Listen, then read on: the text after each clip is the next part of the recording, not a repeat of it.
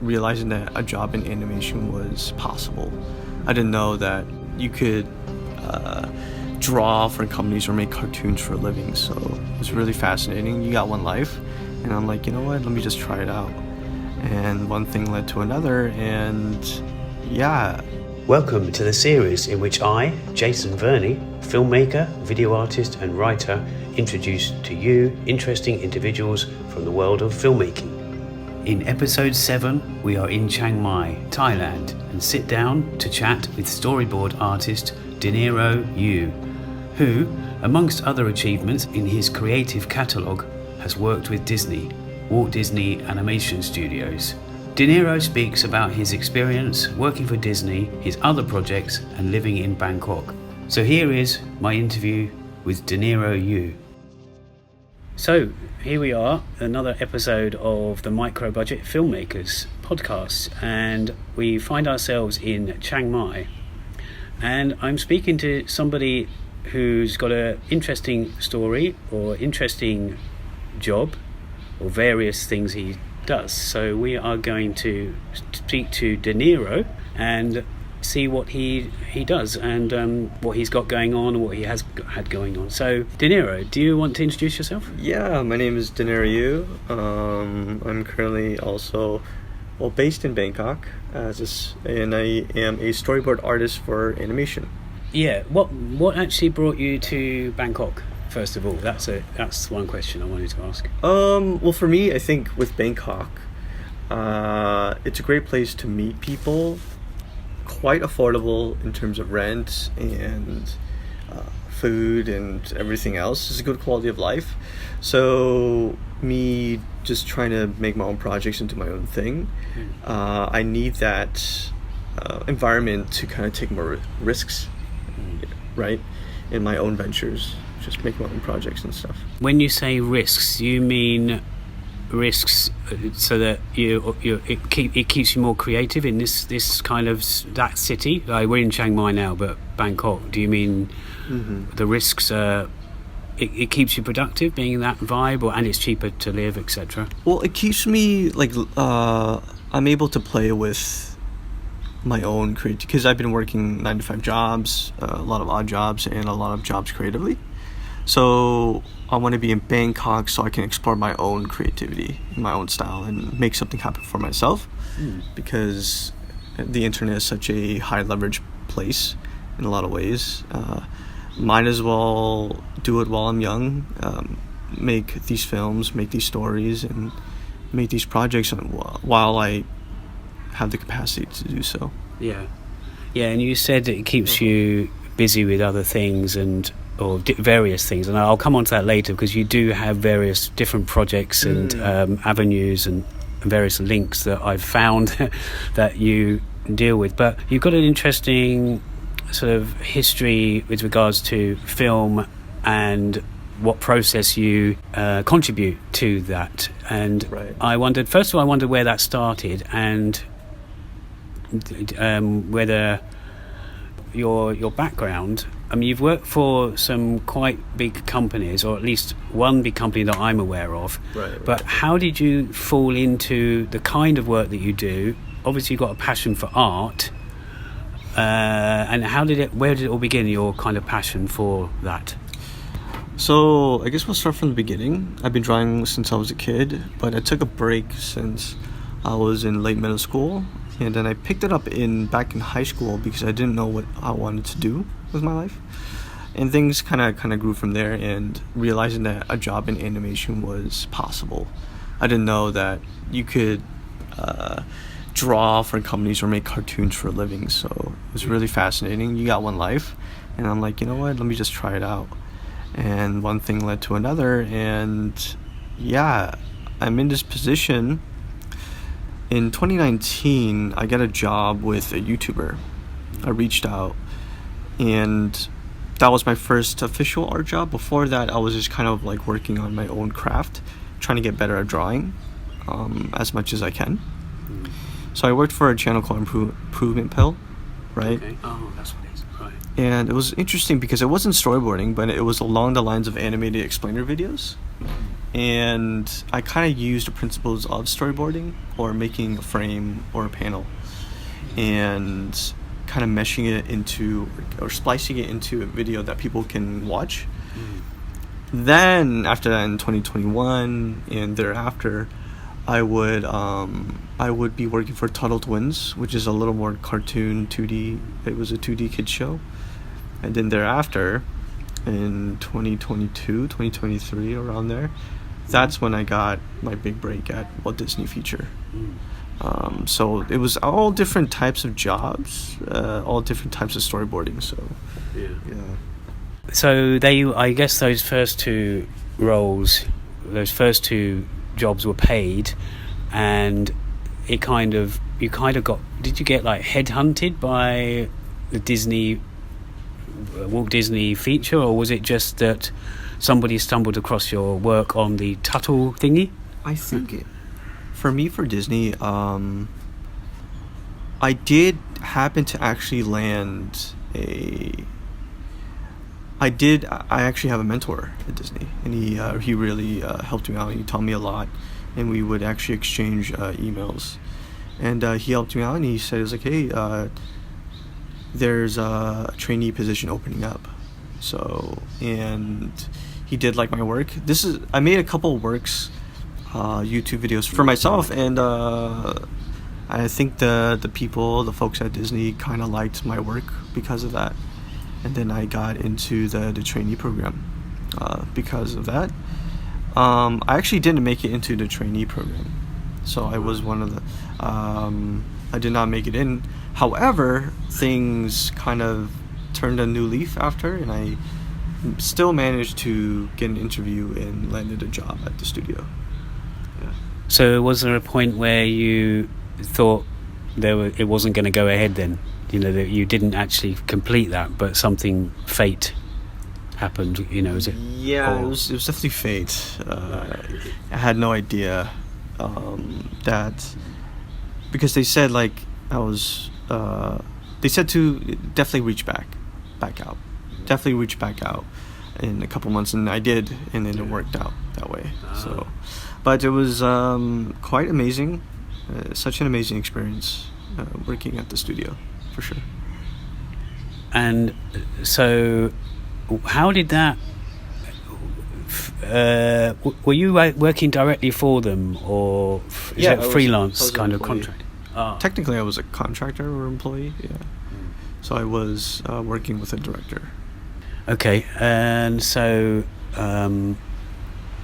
did you get involved with other aspects of the Walt Disney Feature teams? Well, you must have had some interaction with other teams, but for example, I don't know how it works with storyboarding, but there must be a limit on how there must be surely there's an unlimited amount of drawings that you could do, or do they have a strict I don't know how it works, like how many. Well, I think for us it really depends on the script. It depends on the scripts, and yeah, we could do infinite, but there's only so many pages you can, storyboard, right? Yeah, but I was wondering from the reason I was asking that was because from a live action film, you can do 4 storyboards for a 5-minute scene, but with animation it's always moving. So how I wonder how that differs. Do you happen to know how the storyboard process differs from live action to? I kind of have some gist. Actually, I was just talking to a friend earlier today, and he was having a live action, a director wanted him to do a storyboard, but it was based on live action. And so this is not just Disney, but this is like the whole industry. Yeah. It's almost like we kind of keyframe the boards, like it's moving. So in a lot of the productions in animation, we have a script, we storyboard it, we get the panels, and then we have an editor, animatic editor, take our drawings and stitch it into a story reel, A rough cut. a rough cut of because with live action animation, the processes are kind of flipped. So with live action, depending on the director, you would, and again, this is all different for each production, but in a general sense, you would shoot coverage or shoot what you need to shoot for live action, and then you kind of make the film in post. Yeah. Right. But for us, because animation takes so long to make, right, a second of animation is a couple days worth, right? Yeah. Exaggerating, but it's along those lines. So for us, we almost have to edit the film before we make the animation, right? Yeah, because as you've been saying that's kind of making more sense, because of course they only come to a storyboarder when they've already designed a character. They've already got in their mind, that, whereas a filmmaker, he's only got the script and he's not even, filmed any scenes. Right. I suppose. So working for Disney or other companies, did that lead on to, for example, the current day? Do you get work on the back of that, or is it kind of back to square one because you're not working for those companies? It's harder to say because it's not even a portfolio thing, because it's great. I have the Disney resume on, the Disney title on my resume. However, we're such in a weird place with animation in that there's really not many jobs to go around. So Western animation isn't really doing too well at the moment. I see it as another opportunity to have things change and we just kind of do our own things. But maybe maybe in 2025, things might turn a new leaf. Maybe I will, see something happen. But but yeah, so. Okay, well, I've still got a few questions that I've not even spoke, but a couple of questions that came up just from listening to you then. I remember when we first met, and you mentioned about we were speaking about Japanese, anime and Ghibli and all that stuff, and I thought, I remember you saying, I think you were quite interested in that. I don't know if it was storyboarding for that or just getting involved with that cinema more. I can't remember. Well, actually, my foundation is Japanese animation. Oh, yeah. Not necessarily what you see, and we were just talking about trends earlier, right? Yeah. Not the trendy, animes, but there's definitely, another side of Japanese animation that's just art, right? It's just amazing, and I do want to work with people like that someday, and hopefully I think with Japanese animation versus the Western animation, I think it's different in terms of hierarchy or in terms of culture too, because I think in the West it's a little more collaborative, but in Japan they kind of have maybe a singular vision to realize. So that might be a little different, but I don't even know if being a Japanese a board artist for Japan will be worth it, but I don't know that part just yet, but that's one of the dreams for sure. And the dreaded one of the other questions, the other thing I thought about was AI, because it's being talked about. So what's do you worry about that for people in your situation, that jobs are going to be taken? Or it's a very simple question with a complex answer. I think with Gen AI, I was actually pretty worried about it first, but I think over time I kind of just haven't really took into account AI, because for storyboarding, for generative AI, right? Investors come in, or people who do software engineers, of course they would say, hey, this is a great tool for you to use, right? But the problem is that I think a lot of them don't know this, some specifics of the artistic process, and so it kind of gets lost. I saw a Twitter thread in that there's a person that said that they had a couple of AI arts, and when they wanted them to do the prompt and do the thing, they did it, but like, of course, the person, I think he was a director or some sort of manager of some sorts. He wanted to fix like minor things, like fix these things into the piece, and I don't think that I believe that generative AI artists couldn't do that. Yeah, because like it or not, generative AI, there is still a random factor to it, and you need to be able to implement notes, and that's really big for storyboards, is that we need to revise. It's almost like when we make it as well, like sometimes it's just out of our hands, like the art will go wherever it wants to go, but how we take control is in the notes process. Script feedback in general, because for animation we do passes of the whole episode script, and then we look at it in the episode, the story reel in its entirety, and then we will fix it based on these. For generative AI, that's still a little harder to imagine. I'm not saying that I'll never do it, but I think with generative AI, they seem to kind of hit the 20%. What is it? Only like a subset of, like, I feel bad for visual development artists and illustrators. I think they're getting hit the hardest. But I still think it's a little, yeah. So. Yeah, I've got mixed feelings. I mean, it's great for getting to the end point.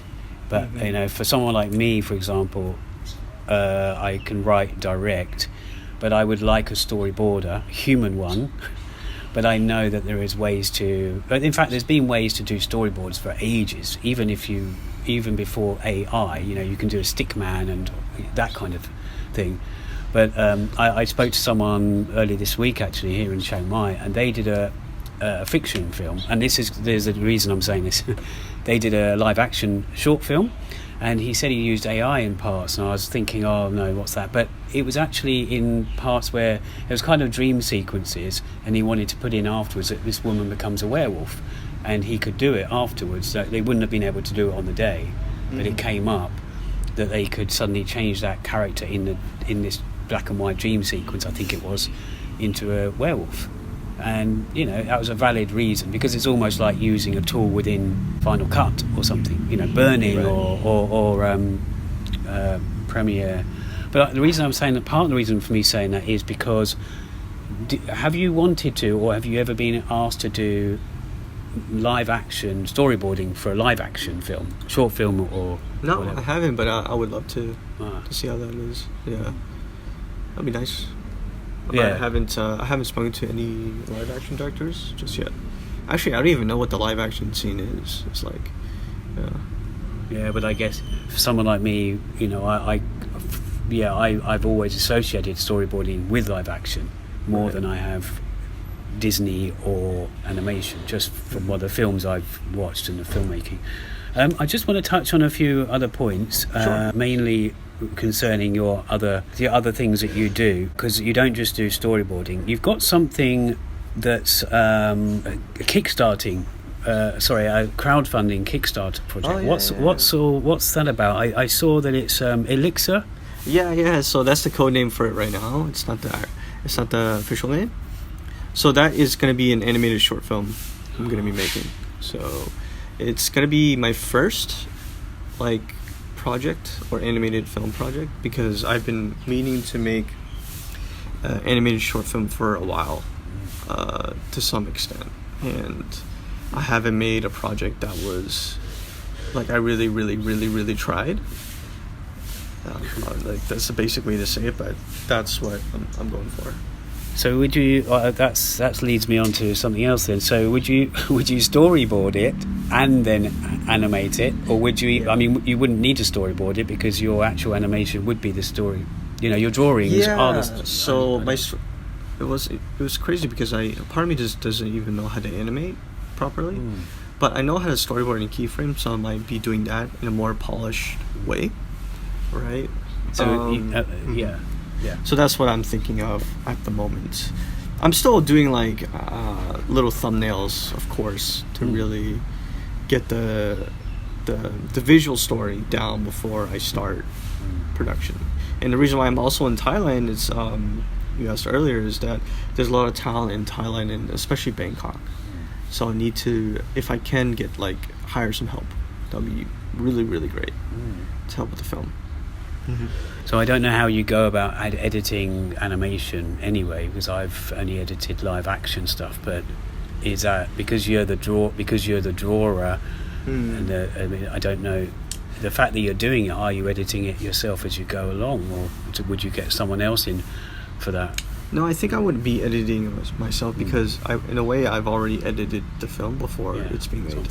Yeah, but because for animation, like they do have like creative, like Western animation, the editors are a part of the creative process, right? So they can do suggestions, and it's like, hey, we should probably do this, that. That's like Western animatic. Then again, I'm only speaking from a storyboarder perspective. I don't really know, but that's what I get from a general sense. In Japan, though, editing is a technical job that you put into, like, you assemble the film, right? Like it's almost like the creative decisions were already made. Oh, okay, well, yeah. So that's and if you did that, I mean, would you self-fund it? We're micro-budget filmmakers. We're always talking about budgets, but I'm funding it right now. So I think it's exciting that I'm going to be putting money on the line. So does that mean that the crowdfunding thing is still going and it hasn't reached it, or you still think that the money will be more than the goal that you put in? Well, I put the Kickstarter mainly because a friend of mine suggested to do a Kickstarter, which I never really thought of. And I never really done a Kickstarter before, so I just did a small amount, and I had no idea that it was gonna be funded. So it was basically a way to test the waters, but ideally I need to find another way to help fund the film. Okay. So I can do it full time. Okay, yeah, because I personally, I've always thought about crowdfunding, but again, people think it's an easier job than it is. You've got to be hands-on with the rewards. You've got to notify people. If you're very organised, which is not always someone like me, you've got to, it's a bigger process. Not like just putting a video out there and then hoping the money comes in, and there's a lot of. You've got to update people, right. But it sounds like you took someone's advice and you've gone with it, so that's great. Yeah. And what is the Studios Resolve? What is Studio Resolve? Is that your own company without an E? So that will be my studio entity.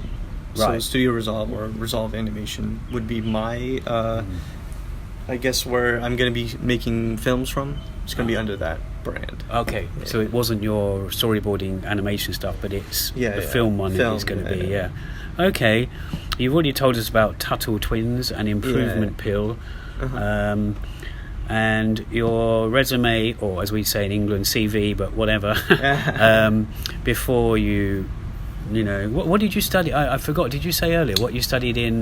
college? Yeah. I studied animation in college, but I dropped out. Thank God.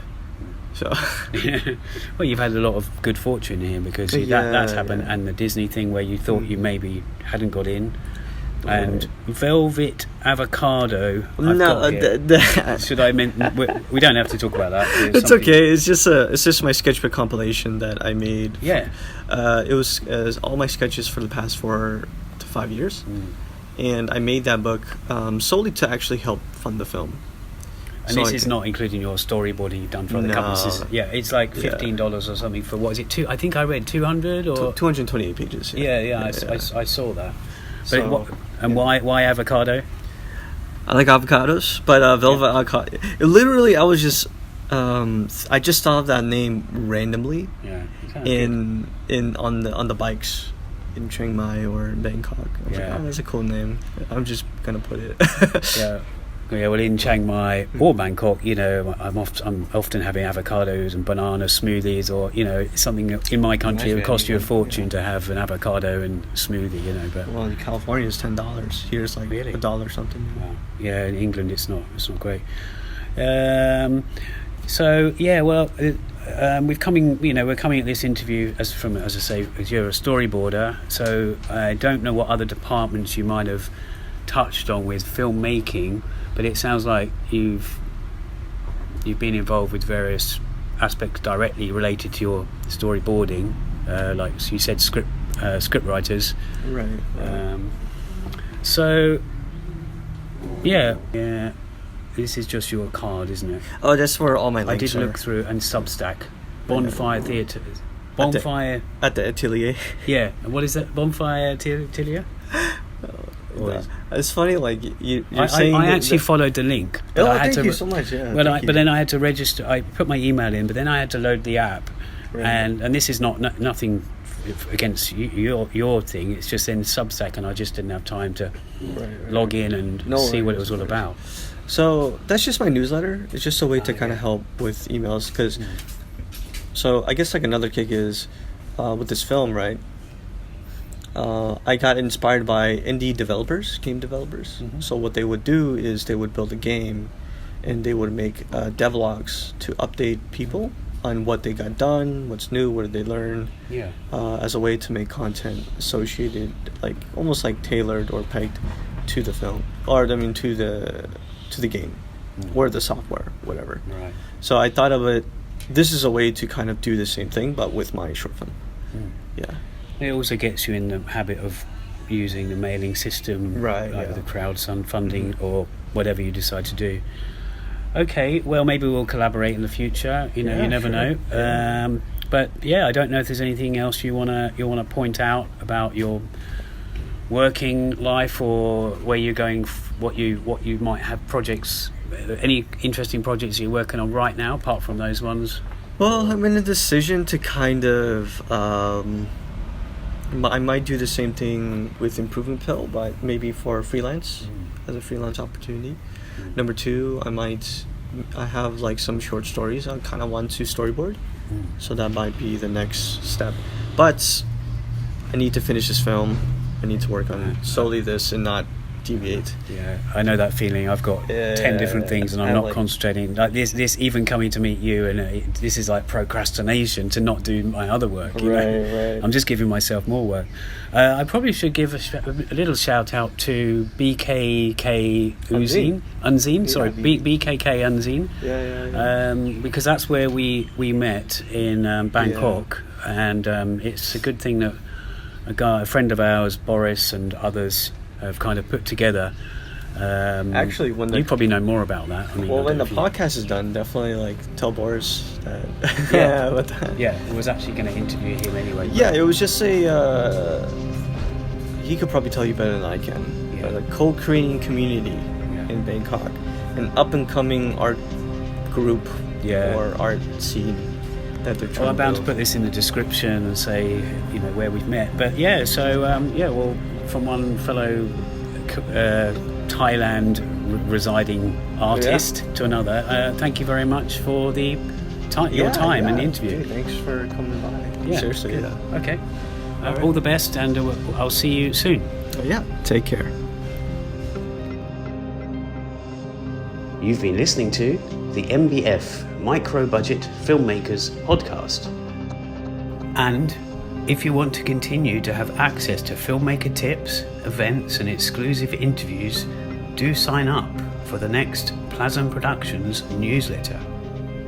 You'll be able to read exclusive interviews, attend workshops, and ultimately mingle with like-minded creative folk, as well as speak to more great people in the world of film.